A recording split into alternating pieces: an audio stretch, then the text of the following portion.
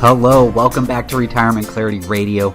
My name is Scott Newhouse. I am your host, and I am so glad that you are joining me on this podcast. So the next 4 episodes, we're actually going to talk about long-term care, something really important for us to at least consider before we go into retirement. And so if you're new to the show, the way I like the show to work is essentially talk about one topic for between 3 to 4 episodes, usually between 10 to 15 minutes long. I'm not going to keep you here all day. We're going to talk about the broad points that we need to know on that one specific subject, and then we're going to move on. So today we're going to just talk broadly about what is long-term care, average premium cost, types of long-term care, and cost just out of pocket if we need to. We're also going to talk about in more depth what types of long-term care there are, what happens if you don't buy long-term care insurance, and do I need long-term care insurance? So those are the topics for the next 4 weeks. If you want to learn more about long-term care and about everything that you need to do before you retire, go to freeretirementbooks.com. Again, freeretirementbooks.com, and you can pick up a copy of my book, 65 Questions to Ask and Answer Before You Retire, which covers long-term care as well as a host of other issues. But without any further ado, let's get into today's episode of what is long-term care. So long-term care is separate. It's separate from your health insurance. So it's going to be separate from Medicare. So that's a really important distinction that some people get wrong. Medicare's, if you qualify, it's going to cover you at age 65, but long-term care is separate from that, and it's really designed to cover you in case you're not physically or mentally able to take care of yourself. So long-term care can happen in a couple different ways, or you might need it in a couple different ways. For instance, if you have a big health setback, like a heart attack or a stroke, it could come up as you develop as your health declines slowly as you get older, especially if you have an ongoing health condition, or it could arise from something cognitively like dementia or Alzheimer's. So long-term care specifically covers people when they're not able to perform what's called activities of daily living. The acronym for that is ADLs, Activity of Daily Living. So if you can't perform 2 out of these 6, then you qualify for needing long-term care. And here are the 6 ADLs, Activities of Daily Living, that's kind of qualified in long-term care. It's eating, bathing, getting dressed, toileting, transferring, so getting up from a chair and going to the couch or your bed, and then continence. So just normal things that we're doing throughout our day, getting in and out of bed, going to the restroom, changing ourselves, getting dressed, using the toilet on our own. All of those things are considered activities of daily living. And again, if you can't perform 2 out of 6 of those functions, then you need long-term care help. And we're going to specifically talk about insurance on the show. So you need, if you can't perform 2 out of those 6 functions, then you need long-term care help. And then whether you buy insurance for this is a separate issue. But let's talk about long-term care help more generally. And so I've got some stats here. I know these are a little hard, especially via audio, but let's just go through a few of them that are really important. So around 66 to 70% of people over the age of 65 need some type of long-term care help at some point in their lives. Notice the emphasis that I'm using in my voice. At some point and for some period of time, they need that. Now, what's really interesting about that is that more than half of those, and it's just a little bit more than half, so it's not like 90%, but it's like, in the 50 to 60% range, only need those services for less than 3 months. And as you can surmise, maybe that's because these folks are at the end of their lives and, they're going to need long-term care help for a couple weeks or a couple months, and then they're going to pass away. And then some people do obviously get better. So it's not hospice. We're not talking about hospice. But that is one reason that why a number of people only need long-term care for less than 3 months. So that I thought that was really interesting as I was researching this topic. Another point that I found is that 40% of people enter a nursing home at some point in their lives. But again, the question is, how long are they going to stay there? And so, as I just mentioned before, maybe they need nursing home care, which is, really hands-on. It's really like 24/7 support. Maybe they only need that for a couple days or weeks towards the end of someone's life. Now, the average stay once someone's in a nursing home is around 272 days. So what is that? Let's call it 9 months.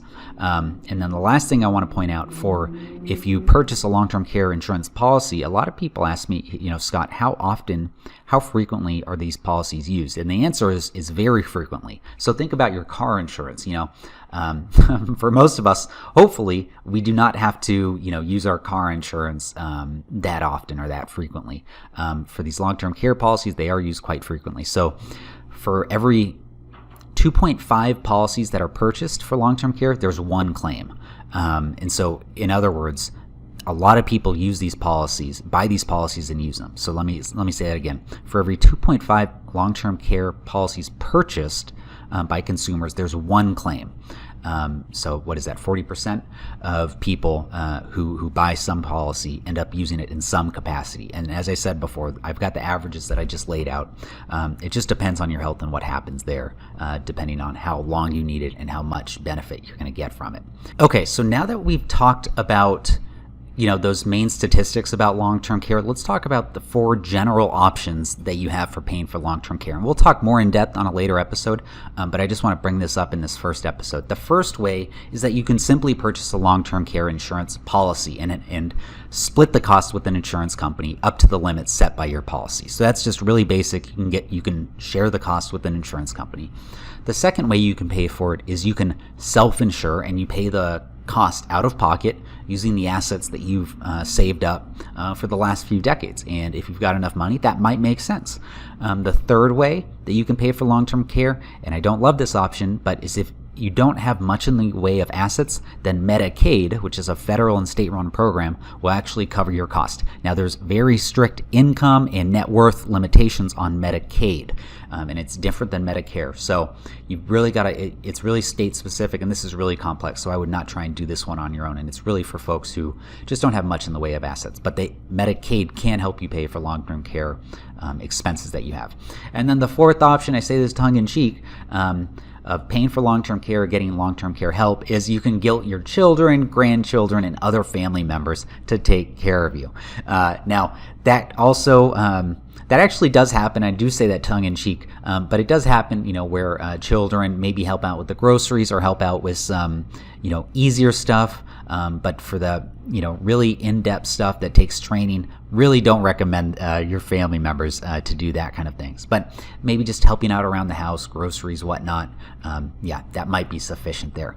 And I also want to talk about specific examples of what long-term care or when long-term care would come up, just so we understand when someone would actually need long-term care. Because I talked about the 2 out of the 6 activities of daily living, but I just want to get into more specific examples. So, for instance, people who need or who have medical conditions that need 24-hour medical support. That's obviously going to be something where we're going to need long-term care. Folks who have had really traumatic or disabling medical occurrences like a stroke, the heart attack, some kind of cardiac surgery, and they're healing. And hopefully they can get better, but while they're healing, they're going to need long-term care help. People who have, maybe some kind of hip fractures and they don't have the mobility that they need to. And in the same vein, knee replacements and just general mobility issues, they could really need long-term care help. And then also folks who have trouble performing basic household duties like grocery buying, meal planning, basic cleaning and upkeep, keeping up with the bills, etc., as it kind of just mentioned before with the family example and the children potentially helping out. And then obviously, if you're not able to do those activities of daily life like washing, dressing, and toileting, you would need long-term care help. And then also folks who have trouble managing their prescriptions. As we get older, we're going to unfortunately need more prescriptions. Maybe they have trouble keeping track of it, or going to medical appointments and making sure they're doing everything they need there. And then lastly, as I said before, Alzheimer's, schizophrenia, dementia, mental cognitive issues that really worsen someone's quality of life. So those are folks who are really big candidates of needing long-term care help. And this could be, as I said before, it could be temporary, a couple days, weeks, months as someone heals, also potentially near the end of someone's life when they just really need that support. And And it also could be years, though. It really could be years. My grandmother, for instance, needed long-term care help for 6 years. So that does happen, and it's just something to be aware of.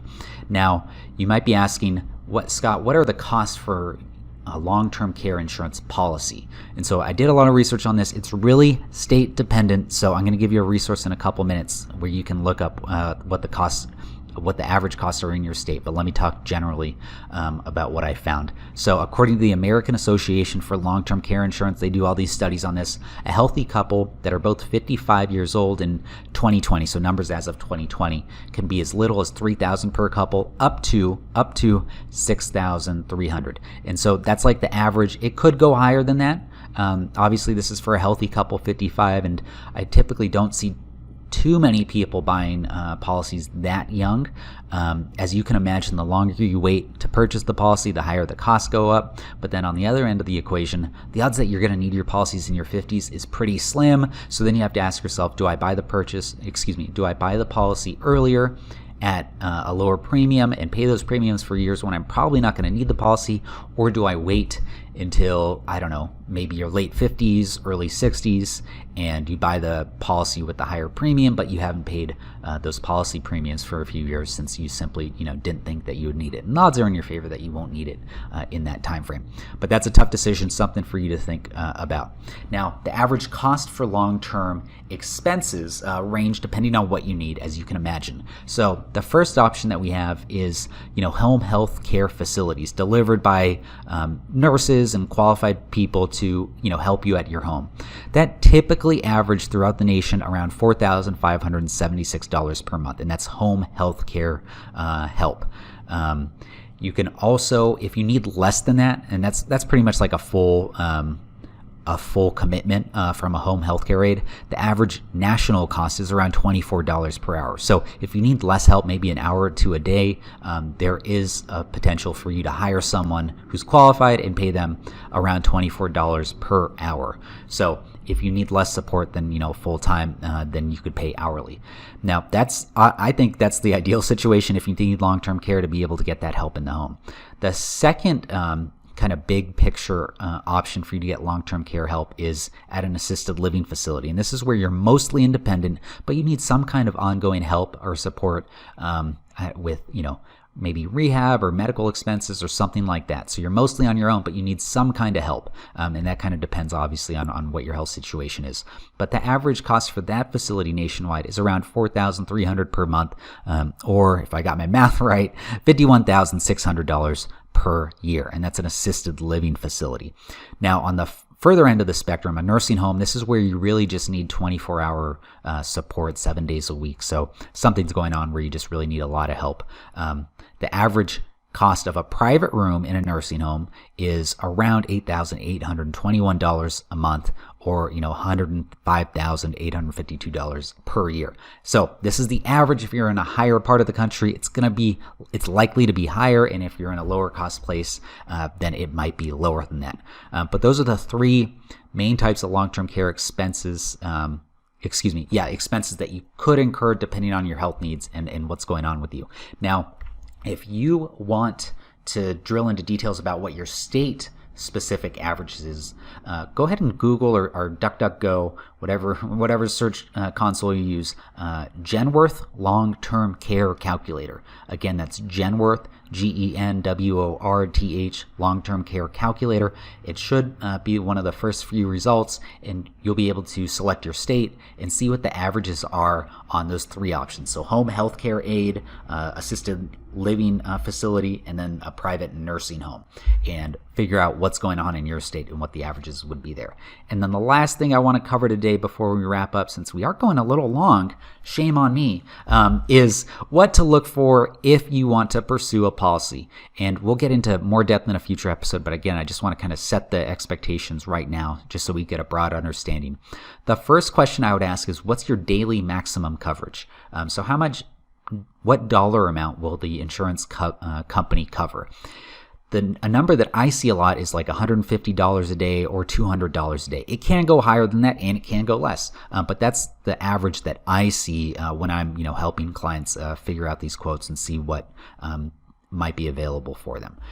The second question I think you should ask is, what is the maximum lifetime benefit amount? So this ranges, but the numbers can range from $150,000 of a lifetime benefit amount all the way up to $300,000 lifetime benefit amount. It's going to be dependent on your policy and kind of what you want, but ask that question: what's the maximum benefit amount that I could receive, that an insurance company would help me cover if I needed long-term care expenses paid for? The next question I would ask is, what's the maximum lifetime policy length? So some policies actually say, hey, we're only going to support these benefits for X number of years, 3 years, up to maybe 5 or 6 years. And so maybe it may not be dependent on the benefit amount, but on the length of the policy. And then, one other question is, what's the monthly maximum benefit amount? So we talked about the monthly daily benefit amount of between $150 and $200 a month is the average that I see. But what's the monthly maximum benefit amount? Number that I see a lot is $6,000 a month. Could be more, could be less, but you definitely want to ask that as well. And then also just ask, does it cover you for home health care, assisted living, and nursing home? Does it cover you for all potential contingencies? So there's a lot more questions to ask. Those are 5 great starting questions to determine, to help you really analyze your long-term care policies.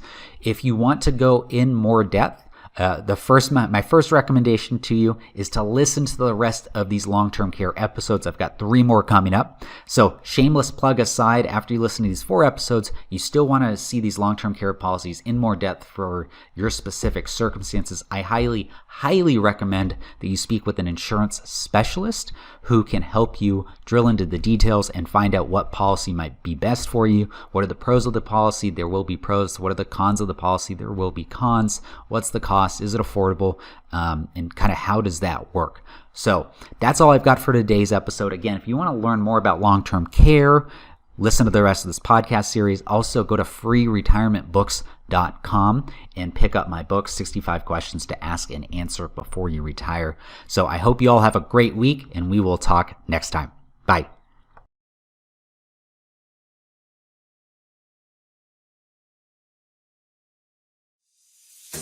Thanks again for listening. As a reminder, you should consult with a financial advisor familiar with the specific circumstances of your unique financial situation before making any financial decisions. Nothing in this podcast is a solicitation for the sale or purchase of any securities.